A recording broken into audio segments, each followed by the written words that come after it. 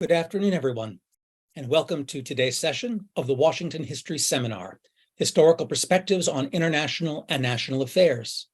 This afternoon, we focus on a new book by Marc J. Selverstone entitled The Kennedy Withdrawal, Camelot, and the American Commitment to Vietnam, published just last month by Harvard University Press. And our discussant this afternoon is Meredith Lair of George Mason University.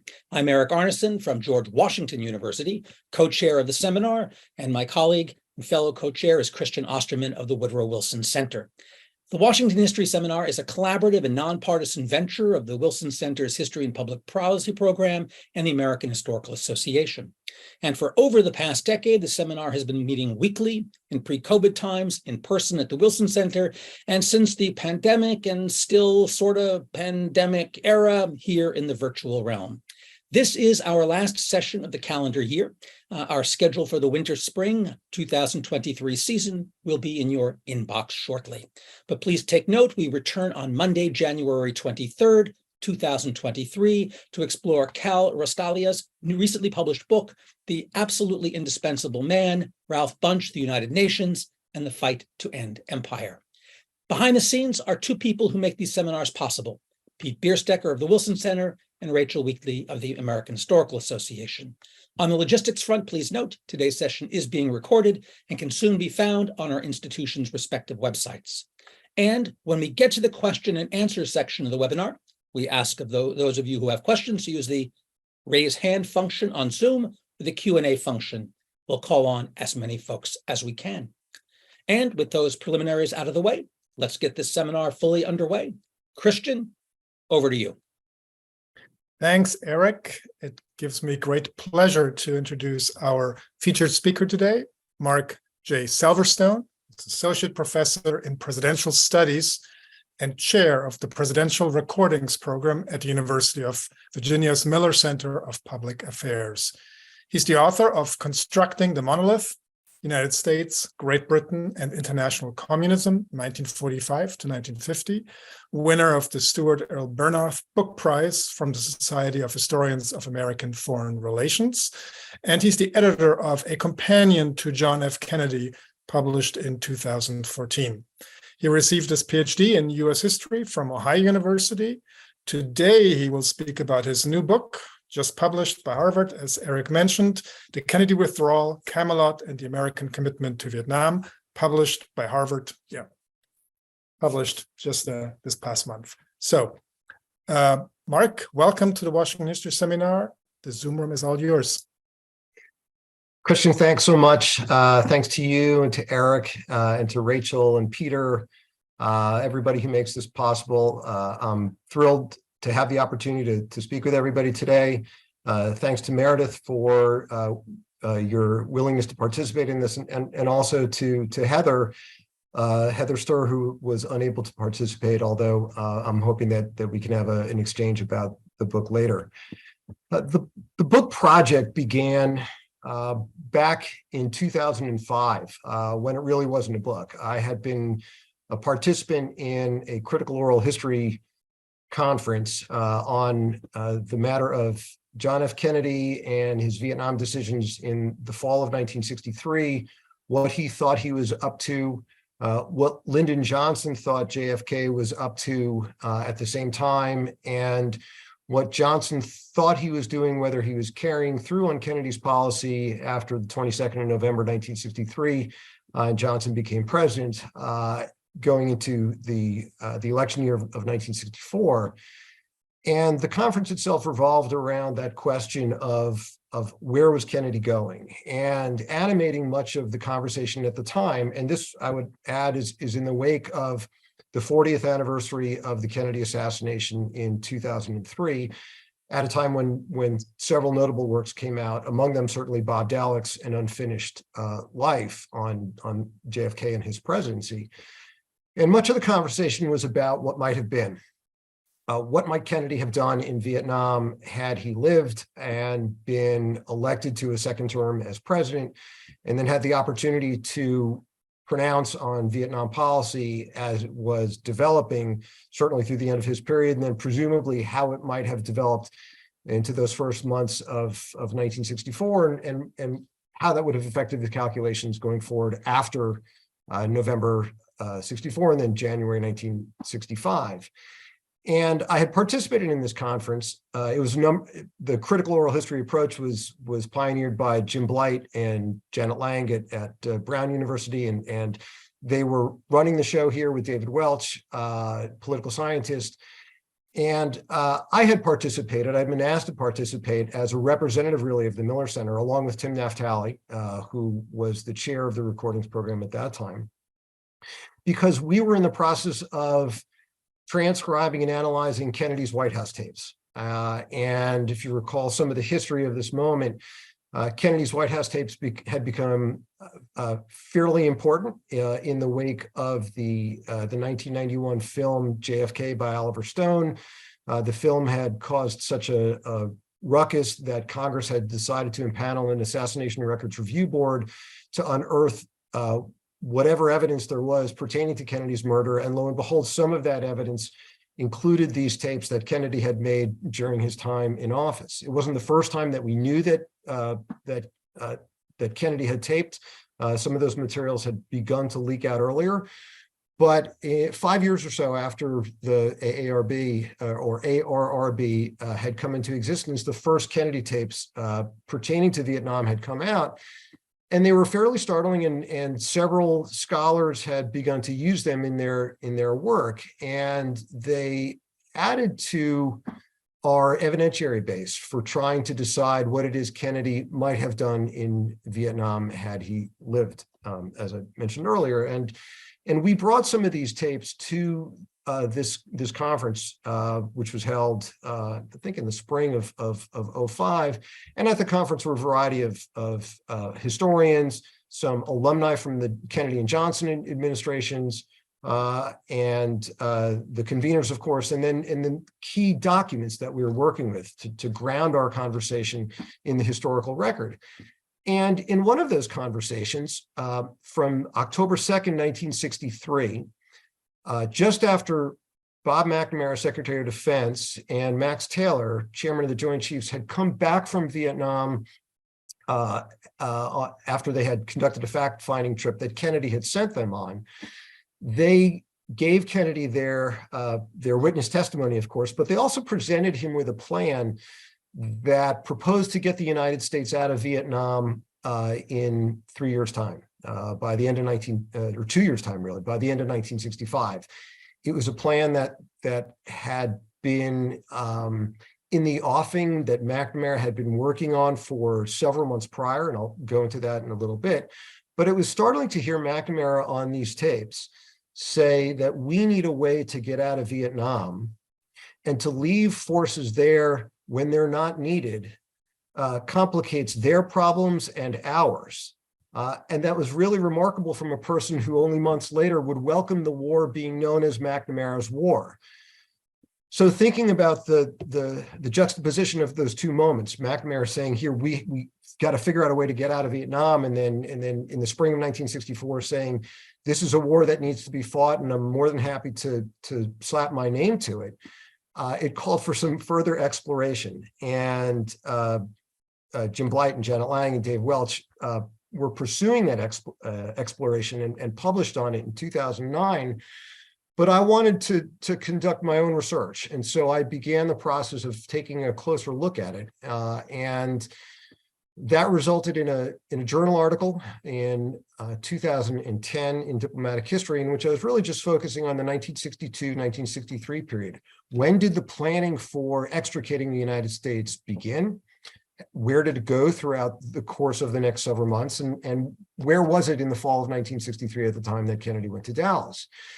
And that was interesting enough because I was able to situate those conversations. And the October 1963 conversation wasn't the only one that was available. There were several others, particularly related to the conversations that took place in the cabinet room, mostly at the end of August of 1963, and then at the end of October 1963, when Kennedy and his aides, who ultimately constituted another rendering of the ExComm, the Executive Committee of the National Security Council that had deliberated on the Cuban Missile Crisis back in the fall of '62, those conversations were others that the Assassination Records Review Board wanted released. They contained very interesting information about Vietnam, some of which bore on the matter of withdrawal, but not many. Most of them touched on coup planning. And as I thought about my conclusion that at the time, which suggested that this planning on Vietnam and the withdrawal was grounded certainly in an assessment of how well the war going, but really extended much more broadly to considerations that McNamara was making about Vietnam as a presidential program, as a Pentagon program, as part of a whole range of initiatives that the administration was pursuing. I thought that if I was going to expand this into a monograph, and I was, that I needed to build it out both on the front end and the back end. I needed to say something about Kennedy and his approach to national security. I needed to say something about Kennedy and his commitment to Vietnam. Where was he in 1961? How committed was he? How do we understand the nature of his commitment? What activities signified that commitment or the depth of that commitment? And then I needed to carry the story through to 1964, at a time when Johnson becomes president, and he ultimately decides to either cancel or rescind, whatever words you want to use, and we can talk about the appropriate nomenclature later on. But the withdrawal clearly ends in the spring of 1964. I needed to account for all of that. And then over the course of conducting this research, both for the initial article and then later, for the book, as we were in both the latter Bush years and the Obama years, it was striking to me how frequently pundits, as well as some practitioners and historians, were referring to the Kennedy example for the way that the United States should think about its use of force abroad. The Kennedy name was brought out again and again, and not just because of Kennedy's handling of the missile crisis, which to be sure was important. I mean, here is an example of a president refraining from using the military option at all costs, trying to exhaust diplomacy whenever possible, perhaps even deciding ultimately that he never really would have used the military option if what Dean Rusk says is correct, and Kennedy would have agreed to Outan's public offer for both the Soviets and the United States to withdraw their weapons. But it was really striking how many times people were referring to JFK and his example. And it was at times because of how he handled Vietnam, that here was a president who decided that he would not send in integrated combat units when called on repeatedly to do so. Here was a president who decided not to send to send soldiers into Laos. Here was a president who decided not to overly Americanize the Bay of Pigs operation, and on with respect to Berlin as well. So Kennedy certainly displayed a reluctance to militarize a conflict that he himself regarded as political, and had regarded it as political since his first real contact with Vietnam back in 1951. What are we to make of that? And at the same time that I was considering all of these circumstances and going into the archives, new Kennedy tapes became available that were processed by the Kennedy Library. And these touched on not just coup activities, but also planning for the McNamara-Taylor mission of October 1963, conversations that took place in the middle of September and then post-dated as well. And those were revealing, which was significant to me because several people had been able to comment on Kennedy's prospective withdrawal, not only Bob Dallek, but Howard Jones and Jamie Galbraith and others. And certainly John Newman had done so earlier in the 1990s. And these were conversations that nobody had an opportunity yet to factor into their analyses. And so I saw that as a boon really to me, to the work that I was doing, since I was so close to the Kennedy materials anyway. It was a great opportunity to try to factor all of this really into my analyses. So that's essentially how I came to this project.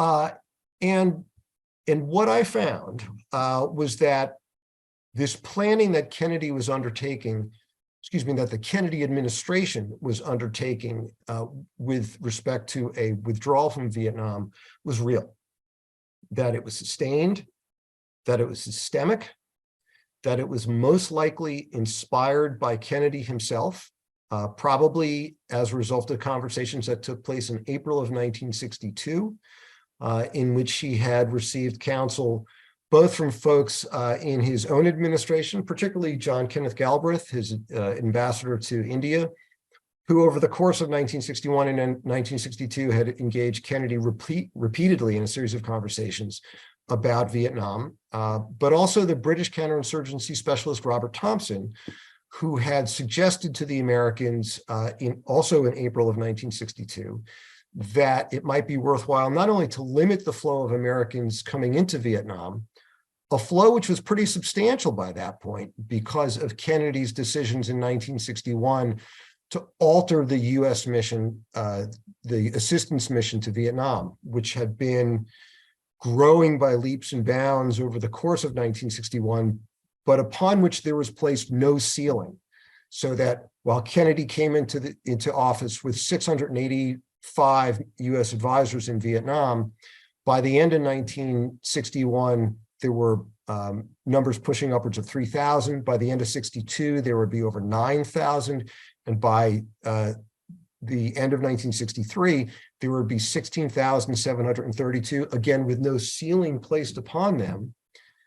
Kennedy, after kind of opening the spigots in the fall of 1961, being uncomfortable with doing so, as we know from existing documentation from Fruce materials and others, was looking for an opportunity to reduce the American footprint or to lower the American profile, and said as much to key officials at the time, certainly to Averell Harriman, who by then was the chief of the Far Eastern Bureau of the State Department, and we assumed to McNamara as well. So there is this presidential preference that emerges in the spring of 1962 to try to reduce the American profile when possible. And as we know from further work in British archives as well as American archives, Robert Thompson was recommending not just to place a limit on the number of Americans going in, but to try to look to reduce that as well. So there is this encouragement that Kennedy is getting to push him in a direction that he was likely inclined to move anyway, in a period of some optimism about the war in the spring of 1962, when the United States not only was enhancing the numbers of troops or expanding the number of troops going in, but was recasting the nature of the partnership with the South Vietnamese. It was a limited partnership, which was beyond just an assistance effort. A new military command had been was established, MACV, the Military Assistance Command Vietnam, which expanded upon the Military Assistance Advisory Group, which in one form or another had existed in Vietnam really since the fall of 1950. A 4-star general was now in charge of the command, as opposed to a 3-star general that was in charge of it previously. And with all of this materiel and attention being devoted to Vietnam and going into Vietnam, one could presume that things were moving in a positive direction. And it was in that context, we believe first in May of 1962, but then very much in July of 1962, that Robert McNamara directs MACV, the head of MACV, General Paul Harkins, to start planning for a withdrawal from Vietnam. Here we are just months after MACV is established. McNamara is calling for the American operation to move in the opposite direction, and he is pretty adamant about doing so. And one of my realizations, I hesitate to call it a discovery, because I think that others who have been involved in this work as well recognize it, that Kennedy himself really wasn't much involved in withdrawal planning, that it was largely the work of Robert McNamara, that he was the one who was asking the Pentagon, particularly Harry Felt, who was the commander of Pacific Forces and nominally in charge of Paul Harkins in Vietnam, to begin this planning, that he was most insistent that it move forward rapidly, that he would be the one to carry it through to 1963. And Kennedy's fingerprints really aren't on it at all. And in fact, I find only a few instances in which President Kennedy even commented on withdrawal. There's some indication in the spring of 1963 that he thought that an element of it made some sense and it should be pursued. And then again in the fall of in the spring of 1963, right, that it should be pursued. And then in the fall of 1963, we can hear him talking about the withdrawal plan by virtue of his White House tape. So I'm happy to expand upon that a little bit later. But as I looked at this a little bit more, I came to believe, I think even more firmly than I had in my DIPIS article of 2010, that Bob McNamara was pursuing this withdrawal planning because it was consonant with his broader approach to Pentagon programs, as well as consonant with a broad range of programs that the United States was pursuing as far as budgeting was concerned, as far as U.S. foreign aid was concerned. McNamara was really invested in, as most of us certainly know, running the Pentagon as efficiently as possible, bringing sound business practices to the operations there, left over from his time in corporate America, where he had been with Ford for quite a while and then was named president of Ford just before he becomes Secretary of Defense in the Kennedy administration. That so much of what he was trying to do through this withdrawal plan, which was part of a broader comprehensive plan for South Vietnam, was really to endow that project with greater rigor and greater discipline, making sure that he could program inputs more effectively so that the outputs would be what he wanted. Vietnam was another program that he was running. And like all such programs, they would have a beginning, they would have a middle, and now they would have an end. And I saw McNamara very much trying to scope out that full trajectory of the American engagement with Vietnam through this special assistance program, in which forces would kind of peak in 1964 as the United States was trying to enhance South Vietnam's capacity to handle its national security on its own. And that was always Kennedy's intention, is to allow the South Vietnamese to run this show themselves. It was their war, he said repeatedly. They're the ones that need to handle it, the South Vietnamese. And so McNamara, in thinking about the trajectory of this effort, the costs would rise, more Americans may need to go in 63, 64, but then the tail would slide down fairly gradually after that peak in 64. They would slope down perhaps precipitously 64 to 65, and then it would peter out fairly gradually into 1968. And by that time, there would only be maybe a couple of thousand U.S. service personnel in Vietnam handling tasks that were related to embassy security and some general military assistance, but nothing like the assistance they were providing to the South Vietnamese on the ground, and quite honestly, on the battlefield as well, which they were doing since they started to come in the spring of 1962. So the withdrawal plan was part of a much broader approach for McNamara on Vietnam. I also came to the conclusion that it was also always open to modification, which is at odds from some people who talk about withdrawal, suggesting that when it was tabled and then when Kennedy agreed to it in the fall of 63, Kennedy's decision was essentially irrevocable, that he was the one who was pushing it. The Pentagon Papers includes a line, at the behest of President Kennedy, McNamara undertook this planning for withdrawal. And the assumption is that since Kennedy wanted it so badly, he likely would have followed through on it at all costs. And that, again, is the way that various scholars have interpreted it. My sense is that it was always open to revision, that the planning itself was just that, it was planning. There are numerous statements that McNamara and his aides made to suggest that if a withdrawal is to take place, it was to take place in the context of military progress. And they say that again and again, straight down to the fall of 1963. And so ultimately, even Kennedy would agree to this comprehensive withdrawal, getting all troops out by 1965, would agree to that comprehensive withdrawal being really contingent upon how well the war is going. That's a little bit different than the way that Kennedy and McNamara came to look at a slightly different withdrawal, which was an incidental withdrawal, which was to get 1,000 US troops out by the end of 1963.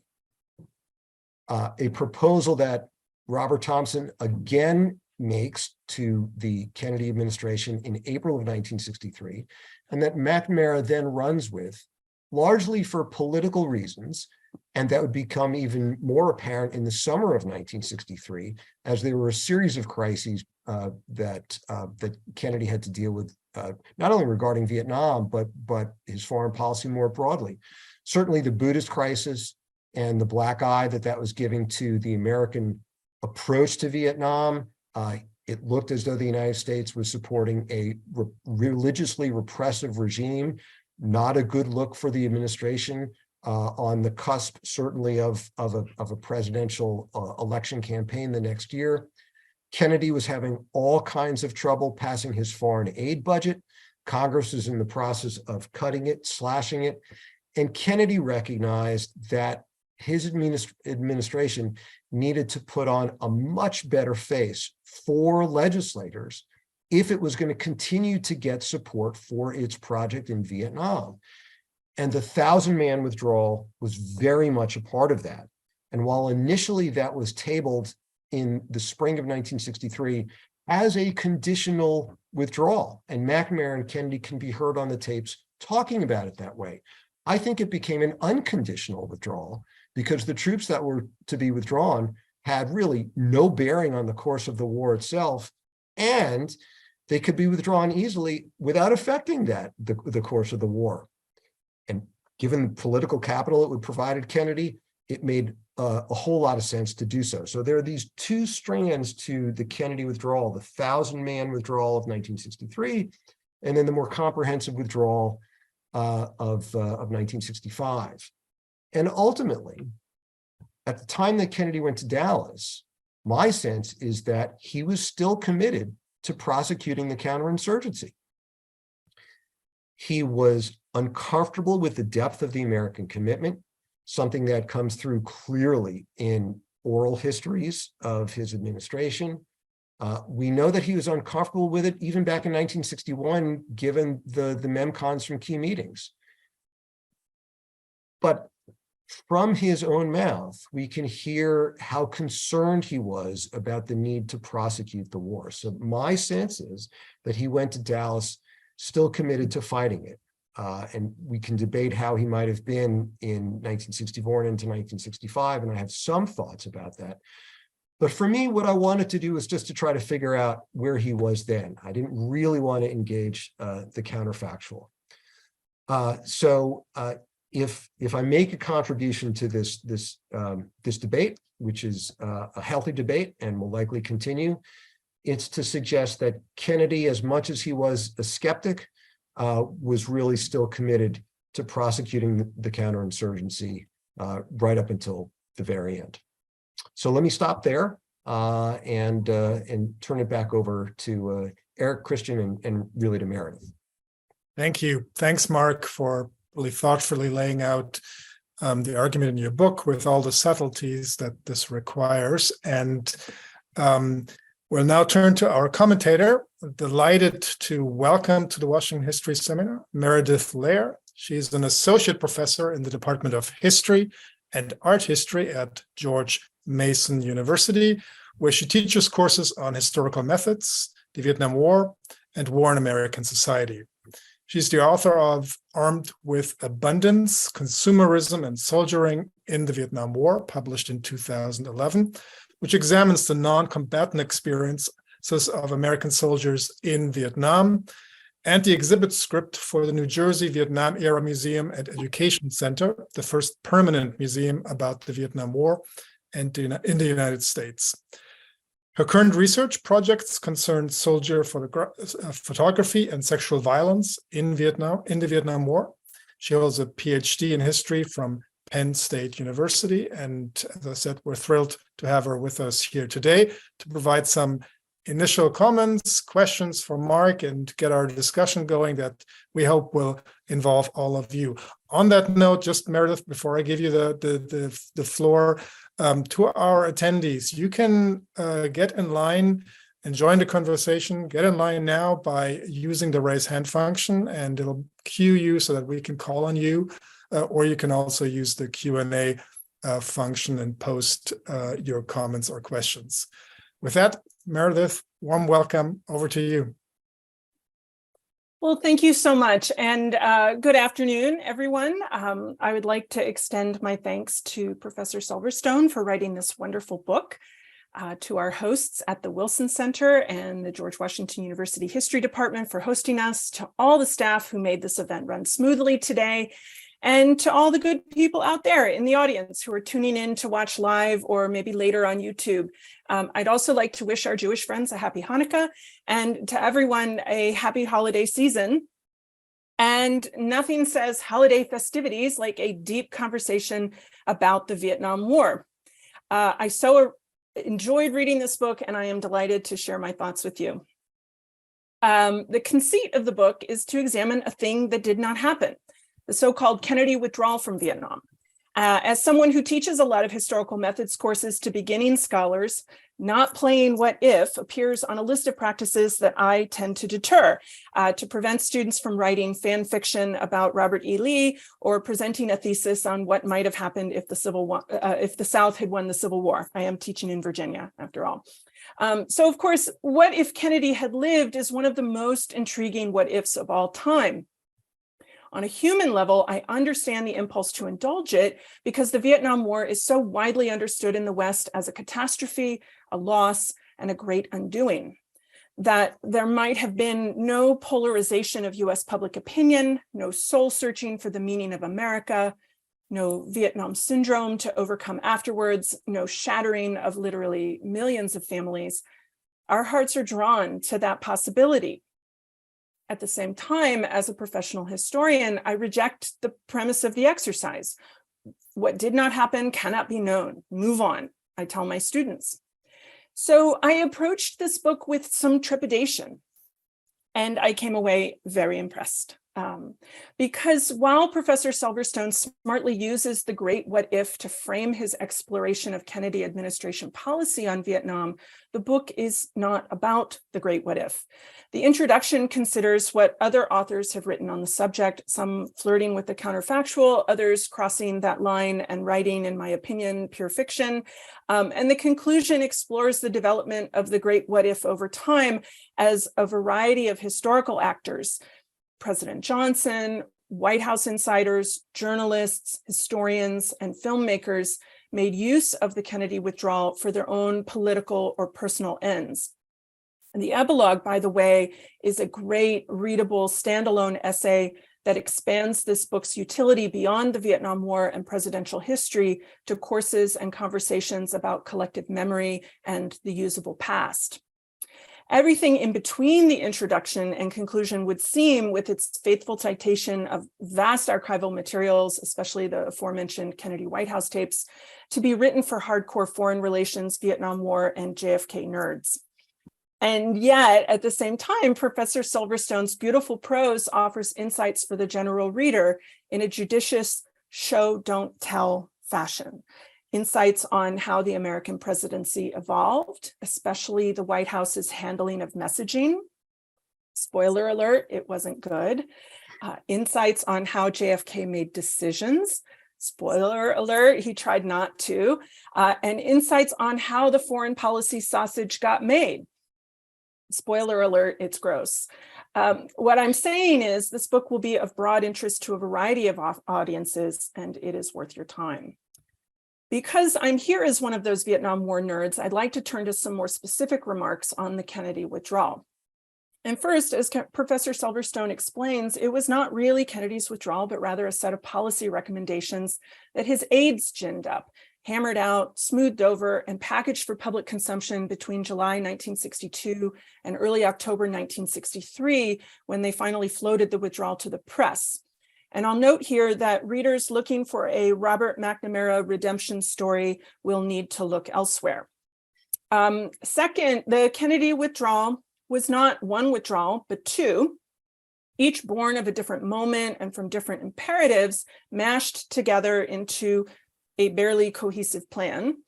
The first, so we can talk about that. The first withdrawal was a token or symbolic withdrawal by 1,000 Americans by the end of December 1963. And the idea was to train up South Vietnamese forces to take on roles performed by American military personnel so that very specific individuals placed into very specific units could return from Vietnam in a demonstration of the advisory effort's success. And the second withdrawal involved withdrawing the bulk of American forces from Vietnam at the end of 65, a process that would conclude by midsummer 66.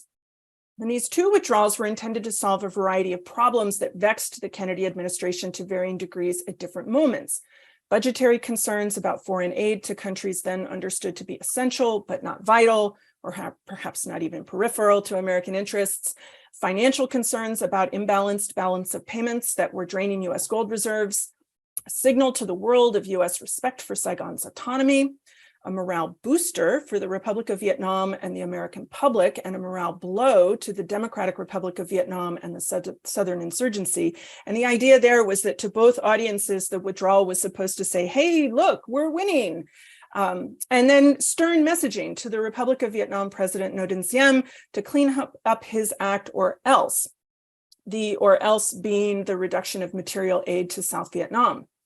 And as Professor Selverstone writes, both withdrawals were always understood as conditional, though the nature and wording of the conditions changed over time and across contexts. The two main conditions were first, the successful training of South Vietnamese forces to assume the work of 1,000 US military personnel, and second, successful progress in the war writ large. Kennedy advisors defined progress in the war as reduction of the Southern insurgency in size and capability to a nuisance movement in peripheral areas, and reduction of North Vietnamese infiltration into South Vietnam. It is fascinating to me that withdrawal's planners, McNamara chief among them, kind of skipped over the part about how to achieve this. They just knew that it could be achieved by 1965. The optimism, the audacity. Of course, these withdrawal planners were political actors operating in a political context. Kennedy, through various agents' fact-finding missions to South Vietnam to see how the war was going, always kept his options open. The only thing Kennedy seemed decisive about was the need to win re-election in 1964, which would give him a mandate to be decisive on Vietnam and would also expand his menu of options there, mitigating risk to his presidency and his party's fortunes if he escalated the war with US combat troops, or alternatively, if he let South Vietnam fall to communism. I found the experience of reading the book, of engaging with the plan for the thing that did not happen, really interesting, because it enabled me to reimagine the march to war a little differently than how I teach it, and to consider new inflection points, moments when the costs of withdrawing from Vietnam altogether might have been borne successfully by the Kennedy administration, moments of lost opportunity when the Kennedy administration failed to recognize that it was being handed a gift. One of those moments was the hypothetical coup to oust Diem in August of 1963. The CIA warned that a coup backed by the US would have to succeed because if it failed, Diem might kick US forces out of Vietnam, virtually ensuring South Vietnam's neutralization and later collapse. So the book functions a little bit like a time machine whereby we, the time travelers, can can go back and add to the CIA's assessment our own knowledge of what was happening in North Vietnam and of what was to come, and reformulate accordingly. So I don't often get the chance to plan a coup in my head, let alone a coup that's intended to fail. So I really appreciated that opportunity. And there it is in August 1963, the Nixon administration's decent interval come 12 years early, the opportunity to blame an American failure on its allies' mishandling of the war. Kennedy aides missed it. They dismissed it, if only. So I learned from all of this, counterfactuals are delicious and they are addictive. So as I read the Kennedy Withdrawal, I found myself constantly thinking about noise. I am always so impressed with presidential scholars and scholars of foreign relations who work through the cacophony of opinions, reports, memos, and public statements to highlight the bells, the music, and the alarms. Unlike the surveys of the Vietnam War or even surveys of US foreign relations in the period, the Kennedy Withdrawal turns down the noise on other considerations, Berlin and Cuba chief among them, to hone in on the constant dull hum of conversation about Southeast Asia, especially Vietnam, in the American press, in Congress, in the defense community, in foreign policy circles, and in the Kennedy White House. And what becomes clear in the book, crystal clear, is distortion. Distortion of facts and ideas as they move out of South Vietnam to the White House, or distortion of information from administration officials to the American public. And so we also see in this book the beginnings of the credibility gap that's just going to grow wider over time. The distortions are numerous. At times they are almost amusing, and they are deeply unsettling. For example, officials intent on announcing the withdrawal of 1,000 US military personnel in 1963 were plagued by the problem that neither the White House nor the Pentagon had been candid about the number of Americans actually serving in South Vietnam, confirming only 12 or 14,000 to the press when the number kept growing and eventually reached almost 17,000. And so you can just imagine the conversation that would have had to occur if they made the announcement and reporters wanted to confirm the number of Americans in Vietnam, that they would have to concede that the withdrawal actually left more Americans in Vietnam than the public imagined. It's funny because it's surreal, and it's devastating because it's true. So as the Pentagon sought to determine which 1,000 US troops would win a ticket home, they shifted units and jobs from here to there. From a force readiness perspective, I found myself, as I read, sympathetic to the US military and to military officials and planners for the difficulty of contingency planning for winning a war, escalating a war, withdrawing from a war, and advising someone else how to win a war, all at the same time. And in this, we can imagine Professor Selverstone's book nicely paired with Greg Dattis's Withdrawal about the military's conflicting imperatives in the Nixon years. At the same time, I found myself aghast as I read at the Pentagon's sleight of hand, its literal shell game in trying to conceal the untruth about its handling of the proposed withdrawal, which one observer called, quote, an unrewarding circle of increasing complexities in fabrication, end quote. In other words, a distortion. Or there's this gem from Secretary McNamara as he sought to cut costs without sacrificing performance in South Vietnam. Quote, substitute mobility for forward deployment on the periphery, end quote. A word salad response that I plan to invoke the next time my department asks how my work on my book is going. I was also struck in reading the Kennedy Withdrawal about the forces of bureaucratization and corporatization at work in the Kennedy administration, often coming from Robert McNamara, although he was not alone in adopting that mode. McNamara brought his corporate experience with the creation of the Edsel to the Pentagon, where he sought to trim budgets, rationalize institutional processes, streamline policy, and who knows, maybe even synergize backward overflow. That's for the 30 Rock fans. The emphasis on plans, timelines, and their imagined results reminds me a lot of my own experience as a low-level administrator in higher education. And probably there's a lot of professors out there. Every so often, there's a new administration, a new strategic vision, new slogans, and new data-driven initiatives, all very well intended to solve intractable problems. But when you wipe away all the buzzwords, clear out all the noise, what you're left with is just good old magical thinking. It's just busy work to create the illusion of progress, to create metrics one can point to, and to be able to account for one's time. But the prescient observer knows those ominous storm clouds cannot be wished away, and some problems, like how to get students to major in history or how to get North Vietnam to reconsider its claim on the South, cannot be solved, at least not at acceptable cost. But at least we can show we tried, becomes the final chord of all this noise. So one last comment on the book, and perhaps a place for us to start to engage with Professor Selverstone's thoughts on my thoughts, the role of North Vietnamese and NLF actors who are almost invisible in this story. In fairness, they do appear. They are the people whom Kennedy's advisors imagine will fall in line, dying, giving up, or going home in large enough numbers that the US can withdraw by the end of 1965, mid-1966 at the latest. Withdrawal planners imagined that the image of 1,000 Americans heading home would deal a blow to North Vietnamese and insurgent morale as a demonstration of Saigon's success in countering the insurgency. It's as if they assumed that the People's Liberation Armed Forces were getting their news from Time and Newsweek and honing their perspectives from the opinion pages of the New York Times. And to be fair, Hanoi was keenly aware of public opinion and discourse in the United States, but surely Hanoi had its own metrics to assess how its war was going, irrespective of Kennedy administration projections. So I would have liked to read more about that, about decision-making in Hanoi, although it's also true that we don't know a lot about decision-making in Hanoi.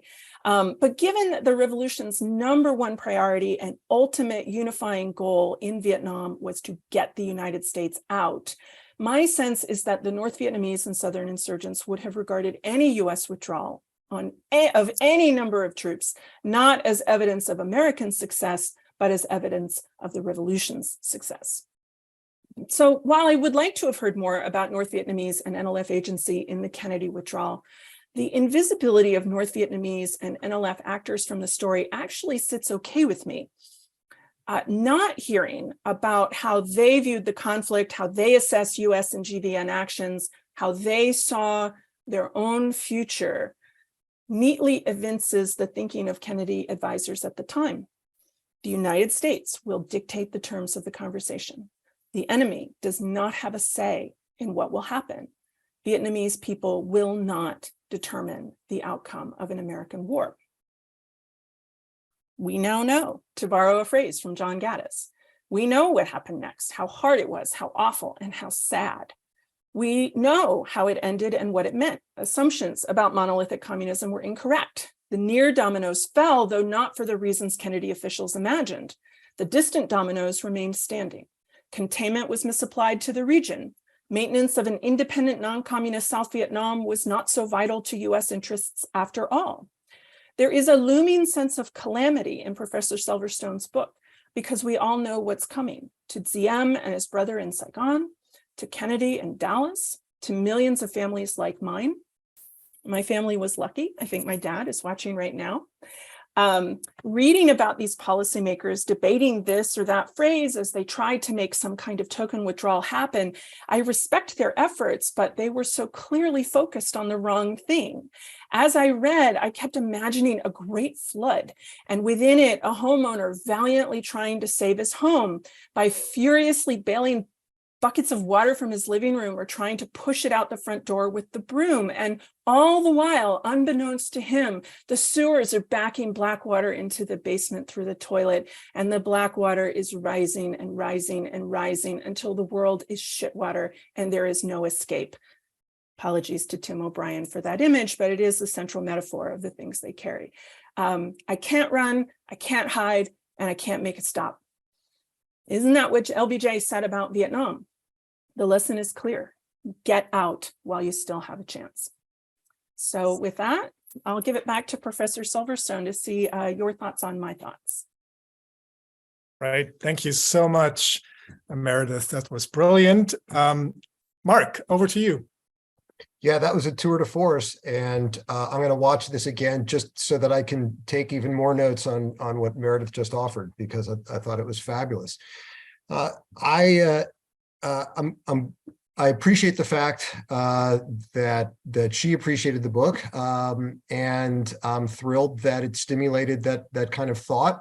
I didn't want it to be such a downer, but I understand how it could be, and in the end, you know, in the epilogue itself, one of the things I try to do is to throw cold water on the Kennedy example, and just to continue with the theme of a downer for a second, because I think that the way that we've spoken about Kennedy as a template for for wiser courses of action, let's say, than people were considering in South Asia and the Middle East.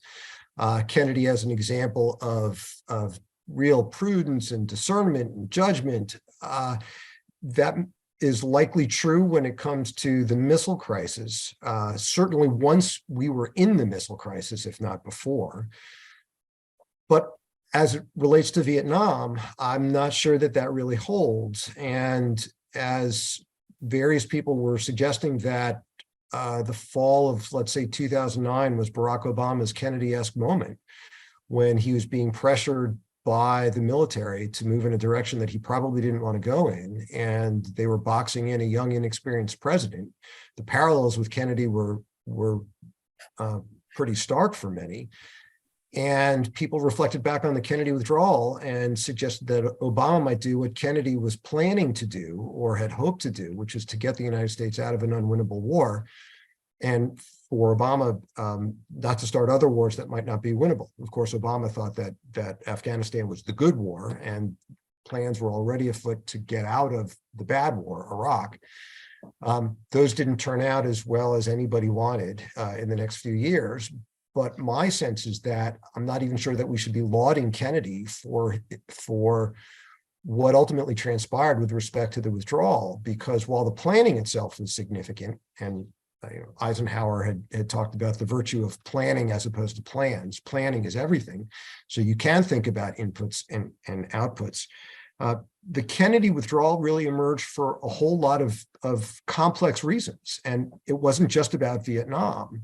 And there were deeply political reasons involved. And so I'm not so sure that it should be used as a model for presidential action going forward, particularly in a situation in which the United States is ensconced in a situation that it probably should get out of, as Meredith was suggesting, a whole lot earlier than it did. And I like what you had to say about Nixon and the decent interval, because that's what I thought of too.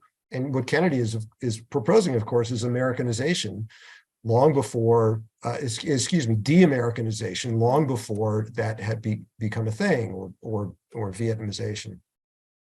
So I like what you had to say.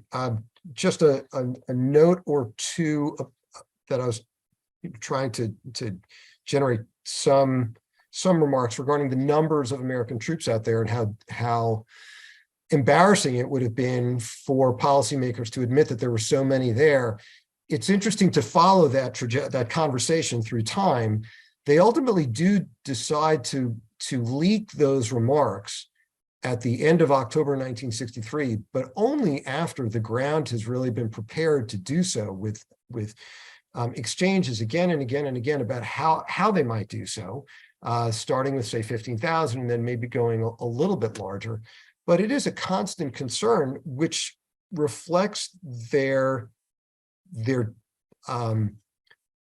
sensitivities to what was happening in Vietnam from the earliest moment back in February of 1962, when there's talk about the administration conducting an undeclared war, and the administration says that's not true. There are no Americans there in combat capacities, and information policies are sent out to try to consciously keep a lid on the nature of American activities in Vietnam, with Kennedy going so far as to say, look, we're not going to tell you what's happening. for a variety of reasons, and basically the media agrees to that, even though they're critical in many ways of what they do know is happening in Vietnam. So controlling the narrative is a huge part of this story. And that's a lot of what I was trying to tell is how does the administration manage the flow of information? Where does it become important? Where is it less important? Where does Kennedy engage this flow of information? And how interested is Kennedy in Vietnam? And as Meredith alluded to in her remarks about the way the policy is made, how that sausage is made, it is kind of gross. To take it out of that metaphor just for a moment, and to focus just on Kennedy's attention, it's really episodic, and it only comes about in crisis moments. And we know that McNamara had said apocryphally probably that we're no longer in the realm of policy here in this Kennedy administration. We're always dealing with crisis management or something to that effect. And for Kennedy in Vietnam, that was certainly the case, because the times when he really does engage, or the spring of 1961, on the back of some key decisions that need to be made about Laos, in the fall of 1961, when there have been a series of dramatic incidents that suggested that the NLF and the People's Liberation Armed Forces were really a lot more lethal than people had thought they would be, and the Diem regime was weaker than, and their capacity to confront the NLF was weaker than people had thought. Then again, in really not until the late summer of 1963. And one of the interesting things from my perspective, working with the Kennedy tapes that can be revealing, particularly for Kennedy, who has to manually flick a switch to turn on the machine, which is some signal that what he is taping is important to him. He doesn't really tape on Vietnam after the machine first gets turned on in July of 1962. He doesn't begin to tape on Vietnam really until the aborted coup, as Meredith mentioned in late August 1963. There are some conversations in January of 1963, interestingly enough, just a week plus after the Outback battle that went so poorly, and which was on the front pages of the magazines with the US copters shot down and Kennedy wondering what the hell is going on here. I thought we were winning this war. Not even that much on the Buddhist crisis, although there's an interesting conversation on the 4th of July relating to Fritz Nolting, the ambassador, and his disposition, future disposition as America's representative. But it's really when things are going crazy that Kennedy starts to turn his attention to Vietnam. And it's fairly late in the game, and it's after so many of these patterns have been established and the trend set in stone, and who is running the show. From a policy perspective here in the United States, largely the Pentagon, although the State Department had been charged with kind of maintaining the daily monitoring of how things were going. The real decision-making was in the hands of McNamara and the Pentagon, and much of that took place, much of the key decisions took place through these Secretary of Defense meetings that took place almost always in Honolulu at various intervals. So the policy process really didn't go so well for the administration. And you can certainly see that with respect to the aborted coup in late August of 63. Kennedy had allowed these higher but also mid-level figures, depending upon how you want to describe them, Roger Hilsman, but then also Mike Forrestal at the White House, and George Ball and Averell Harriman, to mount what Max Taylor called an end run around government, and to essentially initiate planning for the overthrow of Diem. I think that's a black mark on Kennedy, that he allowed things to get to that stage where people felt that they could do that. And then again, down into the early fall of late summer and early fall of 63, September into October, when the very reason that Kennedy sends McNamara and Taylor out to Vietnam is because he's getting so pilloried in the press for how Vietnam is going. And there's a sense that the State Department is working at cross purposes with the Pentagon, which is working at cross purposes with the CIA, that everybody needs to get on the same page. And as McGeorge Bundy says after one of these meetings, when they finally decide on a policy, the civil war at work in this government ends here. And they can finally say to the public that they have a policy. And they do through a White House statement. And it's through that statement in the early evening of October 2nd, 1963, that the public hears for the very first time about planning to get the United States out of South Vietnam, which is fascinating because not only is the American public first hearing of this, the South Vietnamese are also first hearing of this as well, which is also an indication of how front and center they were in American planning. Not terribly. I mean, this was a plan that was essentially being developed for the war in which they were supposed to be out in front. And it took 15 months from the start of that planning until it was finalized, in a sense, before the South Vietnamese understood about the planning that was going on ostensibly in their name. So I guess these are just some amplifications of some of the concern about process, concern about personnel. Absolutely. And you think about the personnel from Henry Cabot Lodge to who the administration recognized it had made a poor choice in appointing. I mean, you can hear them say that, wanting to get Lodge out of there in October 1963 because their policy was moving in a direction that they felt Lodge could not support or could not implement effectively. From Lodge to Paul Harkins.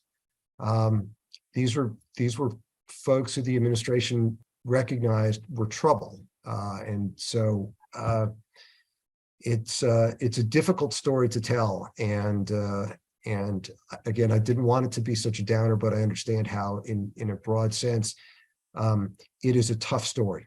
It is a really tough story. And whenever I speak with veterans, and I play them these White House tapes.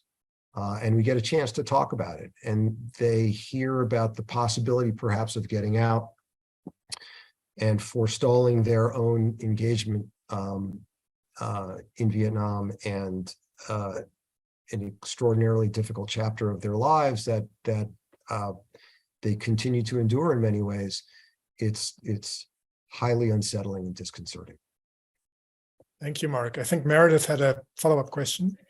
Or a comment, because you spoke to some of the things I was thinking about.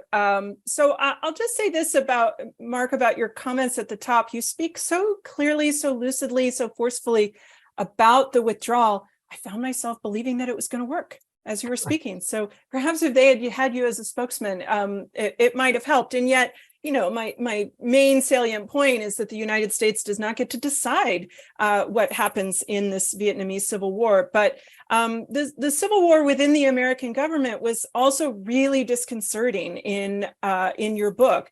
That state, the intelligence community, the Defense Department, the White House, they were not on the same page. And people are talking, sometimes to reporters, certainly talking with each other, members of Congress. And there is a very cacophonous conversation going on. And you reference control of the narrative, that Kennedy really didn't have control of the narrative, and they didn't get all of these different elements on the same page in terms of American policy until what we understand to be very late in the Kennedy administration. They obviously didn't know that it was late. And so I found all of that really fascinating. And I guess my question is about whether elements within the Kennedy administration learned over time from their mistakes, or whether from a kind of presidential history perspective, subsequent administrations learned from this. Because what I saw in your descriptions of these conversations was a lack of discipline, a lack of control, a lack of central organization. And I find it disconcerting because I'm counting as a taxpayer and a citizen on these very smart people, dare I say it, the best and the brightest, to make good decisions, to know what's going on, for someone to be orchestrating an intelligent approach to serious intractable problems. And it's devastating and especially thinking about veterans having that experience, to imagine that there is just a kind of rhetorical chaos in trying to formulate a policy. So was there improvement over time within the Kennedy administration, or was there learning from the Kennedy administration about managing, by other administrations, about managing foreign policy crises? So those are great questions, and questions I'd love to think about more deeply. But my spot response is I'm not so sure that there really was improvement over the course of the administration. What I'll add on to the end of that is that there was an attempt to improve upon it during the Johnson administration, and early in the Johnson administration, William Sullivan was put in charge of an interagency committee, and the interagency process went forward at home in a way that was coordinated by the State Department through a variety of mechanisms, whether it was the Task Force Vietnam or then the Task Force Southeast Asia, which ended up folding the Task Force Vietnam into it. And so there were opportunities for that interagency process to move forward. The Sullivan Committee was designed to do so in a much more disciplined and rigorous fashion. We know that the task force process was endemic to the Kennedy approach, coming out of the Eisenhower period, in which JFK kind of dismantled some of Eisenhower's national security machinery, certainly the machinery of the National Security Council, and wanted much more of a free flow of information. The president would dip down into the middle levels of the bureaucracy to hear from officials. He didn't want policy options delivered up to him that were fairly sanitized and uncreative. And so his preference was for more improvisation, for something a little bit more ad hoc that theoretically would give him something more creative and forward-looking. And you know, there is something to that, I think, to get the right people in the room at the right time, but it needs to be sustained, and the president needs to pay attention to that. And while that task force process was in effect fairly early on, and it can be helpful, we know that Kennedy didn't pay that much attention to it early on, or at least wasn't as rigorous in making sure that he heard from all the right people at the same time when they had an opportunity to debate each other. And that's one of the things that George Bundy, the National Security Advisor, will tell Kennedy as they did this post-mortem on the Bay of Pigs. So from a process perspective, I'm not so sure that it gets better during the Kennedy administration. There's also the problem that the administration, that administration and the Johnson administration couldn't resolve. The tension at work between the rhetoric that you heard about the importance of Vietnam in the Cold War, the domino theory, which you heard sprinklings of certainly during the Kennedy administration, even from Kennedy himself, although it wasn't always in that formulation. And there's some debate about how much Kennedy really believed in the domino theory. Regardless, what we were hearing from the administration was that this commitment was crucial if it was not of vital interest to the United States. And you know, at various times, Kennedy decides that he will not make privately he will not make a firm and irrevocable commitment to the preservation of an independent, non-communist South Vietnam. He says that during the meetings of 1961. Bobby reinforces that. The word goes out that it is just something that the administration will not do. And a lot of his advisors are really upset about that, because they want to know that if push comes to shove, the administration, that Kennedy will make that decision to send in troops. He never does. And that tension between the rhetoric of the need to stay with South Vietnam, we cannot desist, he says. We must stay with the fight. It's an important fight. It's part of the broader Cold War fight. We have to stay with it, but at the same time, we're not going to send in American forces to do the fighting if things really start to go south. That's a tension that they're never able to resolve. And Kennedy himself, as if to signal his frustration with his own planning, right? Some of what we get in, and this is a little inside baseball, but I'm sure that many people on the call will be familiar with the episode. When Mike Mansfield delivers a really scathing report to Kennedy in late December 1962 about how things are going after Mansfield had been there for a few weeks, and after Mansfield had been so supportive of the war effort in the 50s, saying essentially we're at the beginning of the beginning again, and Kennedy gets upset. The interpretation is that he's upset with himself because he essentially agrees with Mansfield, and he's upset with his advisors who are telling him something else. Well, in the fall of 1963, November 1963, we know this from Mike Forrestal's oral histories, that just before Kennedy goes to Dallas, he tells Forrestal, look, I want to get together with you. When I get back, I want you to go to Cambodia. I want you to smooth things over with Prince Sihanouk. Relations had been broken. We have to repair those.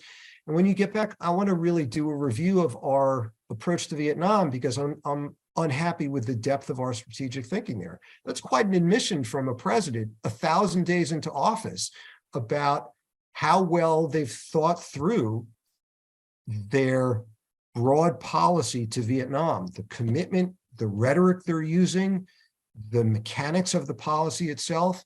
So it suggests that there was some deep dysfunction at work in American policymaking at Vietnam from this point forward. Thank you. Thanks, Marc, and thanks, Meredith. Let's bring in some of our attendees, our viewers. Let me first call on Tom Schwartz. Thomas Schwartz. Please unmute yourself. Yes, can you hear me? Yes.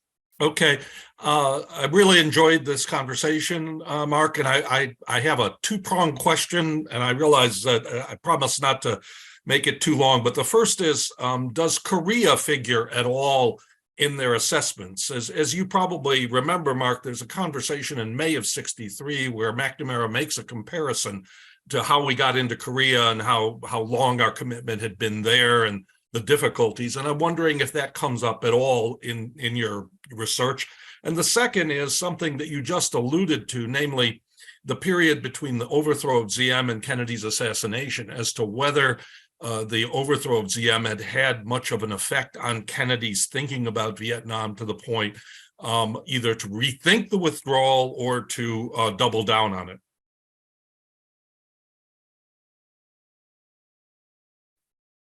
Hi, Tom.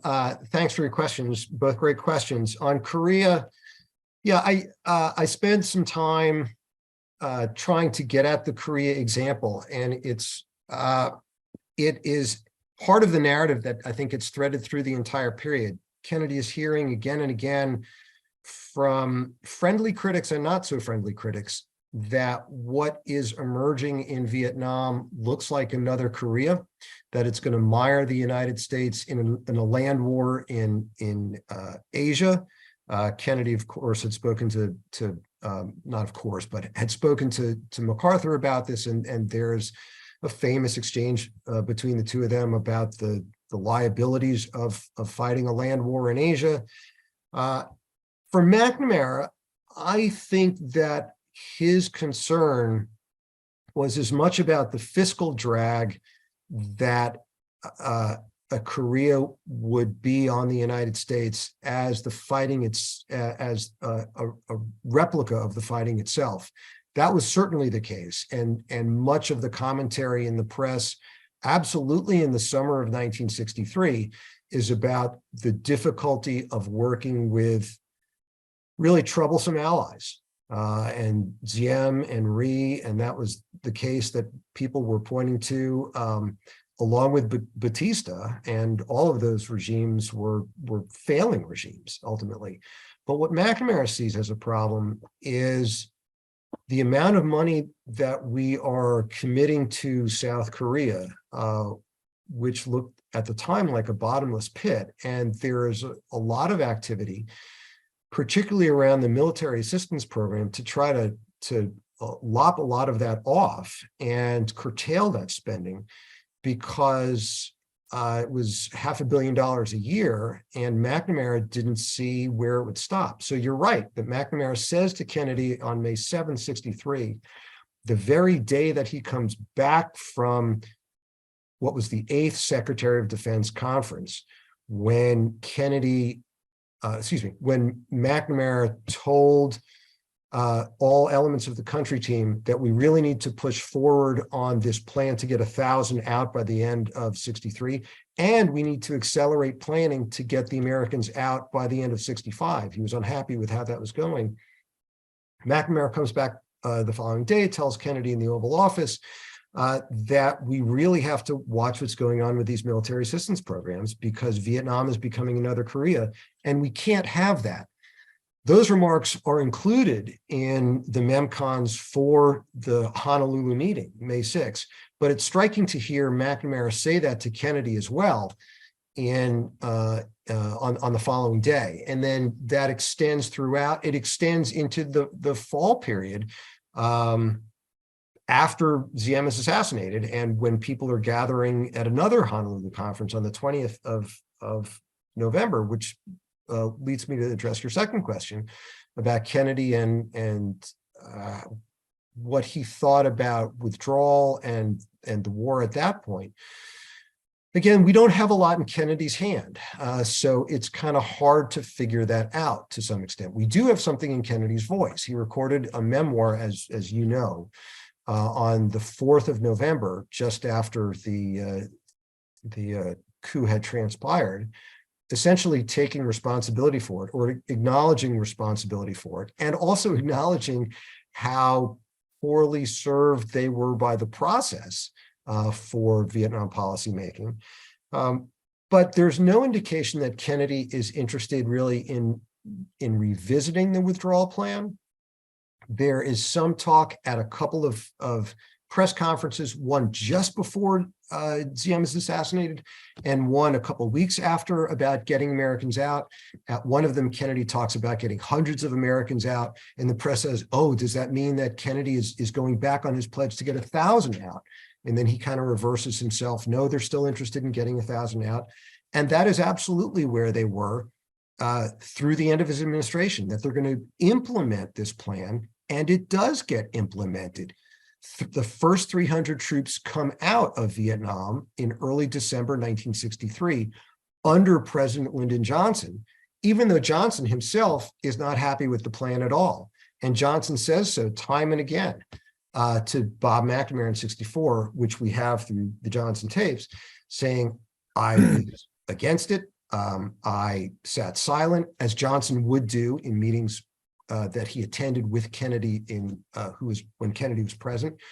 But Johnson didn't think it made a lot of sense to broadcast the notion that we were getting out just when things maybe were going good, or maybe when things were going poorly, as they were in December 1963. And for that reason, he sends McNamara out once again to get a better handle on things, which results in, again, some more mixed messaging. Things are really rough. We need to commit further. It's conceivable that we might need to throw in more troops, but we're still going to get out, which again adds to the muddled messaging over the next several weeks, until Johnson decides in late March that if there's any talk about troops in Vietnam, it's going to be how to get them in faster and maybe sooner, as opposed to how to get them out. All right. Well, I'm sorry we're having trouble tonight. I'm not sure whose end that is with the technology. Marc, could you I think we're heading towards the end of our meeting anyhow, but if you could for a moment, while I look over some of the other comments, briefly, I meant to ask it at the top of the hour, to talk about the state of the Kennedy tapes and the archival situation. I think it's important in these public settings, especially with the subject of JFK and the conspiracy theories surrounding this, to talk a little bit about the source base. You didn't make this stuff up. It's based on exhaustive archival and other research. I think it's important you talk about that for a moment, and also what we still don't know. Let me see if we can bring in anyone else into the conversation. Sure. Thanks, Christian. So from the archival perspective, the Kennedy tapes were super important. I'll say something about them in a second. But just for scholars who are interested in these kinds of things, where's the evidence coming from? A lot of it was coming for me from ISA, the Pentagon Office on International Security Affairs, which was the Pentagon, essentially the Pentagon State Department, and where much of the work on withdrawal was done, and done by Paul Nitze. Nitze was the head of that shop, done by his deputy William Bundy. And it is Bill Bundy who will play such a large role later on during the Johnson administration as well, in a key role in the State Department. But it's Bundy who's essentially charged with helping to flesh out the withdrawal plan. And it was helpful to trace that planning to the extent I could through those records. As far as the Kennedy tapes go, we have all that we are going to get, certainly in terms of those that have been batched processed. So the library helpfully released those in groupings, so it wasn't just in singleton dribs and drabs, and that was great. So we could listen to them and try to triangulate across them. There are still some tapes that have redactions in them. There are still some tapes that are fully redacted. I think there's still a PIFIAB, the President's Foreign Intelligence Advisory Board, conversation from '62 that is still unavailable. But these tapes are priceless. There has long been debate about how to use them, of course, because they were made on the direct instructions of the president himself. And so questions have naturally arisen surrounding, whoever the president is, Kennedy or Johnson, later Nixon. Is the president covering his tracks when he's speaking, knowing that he's speaking into the tape? And our working assumption at the recordings program has been no, because yes, while they are flicking the switch and turning them on, no one knows how the story is going to come out. And whatever one says on the tape, you could turn out to be a genius, or you could turn out to be a fool at the end. And so we think they're essentially playing it straight, which doesn't mean that various people who entered the Oval Office or the cabinet room at other times didn't think that they themselves might be taping. But there's also the case that once the meetings get going, and several of these became fairly heated, the principals are speaking in the moment. And so it's likely the case, and probably even more so for Nixon, whose taping was exponentially larger than that of JFK because it was voice activated, that they just kind of spoke and they let the chips fall where they may. But yes, these tapes were super important. And for me, it was helpful to listen to one from, say, early May 1963, in fact, the one that Tom Schwartz spoke about, and then to triangulate with a tape from early October 1963, because one of the questions about Kennedy is whether he was playing for the crowd at some of these October meetings. Is he sounding more hawkish for officials who might be impressed by that, and hiding his more dovish instincts for a variety of reasons? And that Kennedy might have been all along really trying to engineer a withdrawal and playing some kind of a double game with a whole bunch of constituencies.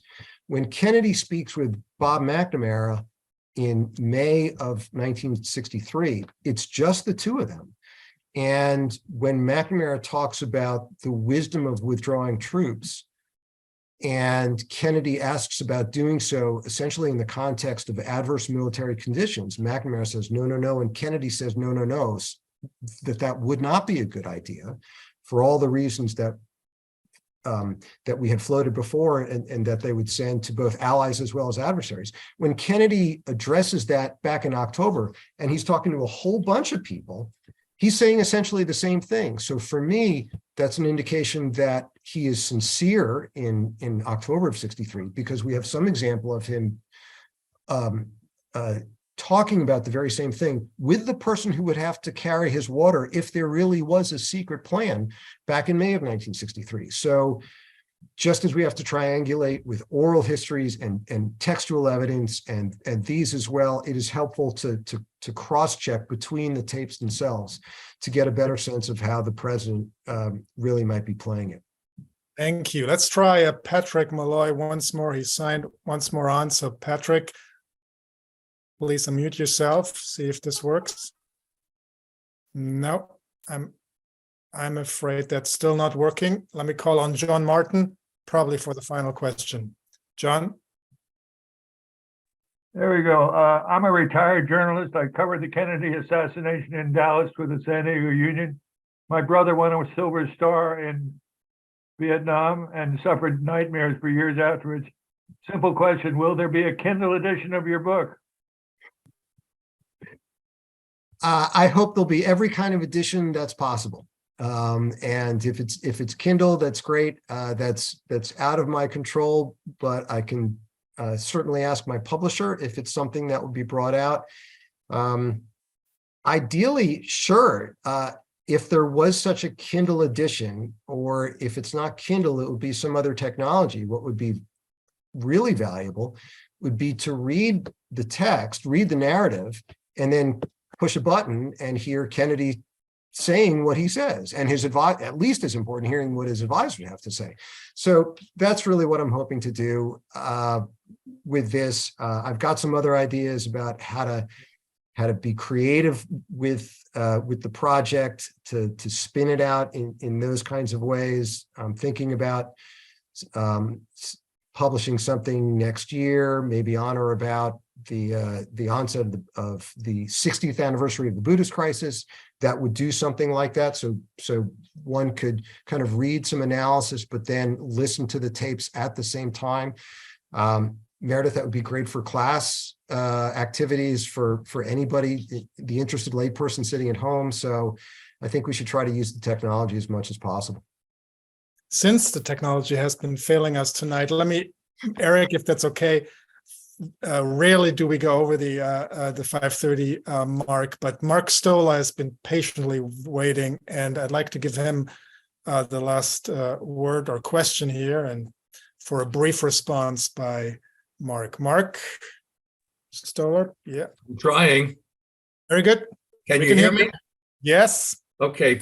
This will be quite brief, but I just wanted to say this was one of the most scintillating and enjoyable panels online that I have watched in a long, long time. And I congratulate both Marc and Meredith. Marc, I was not shocked. I have known Marc for a while. We've been on panels together, and I was aware of his work, but I now have to get some edition of this book. Meredith, all I can say is, can I please audit one of your courses? You sound like you would be a wonderful teacher. Great, thank you. Well, we'll take that as a final comment indeed, because we are past the half hour. With apologies to those we couldn't call on, both in the comments section and due to the technical glitches, especially Patrick. Our apologies. Great thanks to Marc and Meredith and Eric for just a terrific conversation.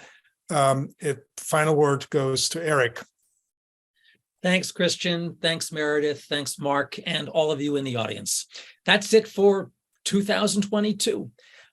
Keep an eye out for the announcement of our winter-spring 2023 schedule, and do mark your calendars for our first 2023 session on Monday, January 23rd, when we return to discuss the absolutely indispensable man, Ralph Bunche, the United Nations, and the fight to end empire. Till then, we hope your holiday season is peaceful and a good one. Take care. Good night.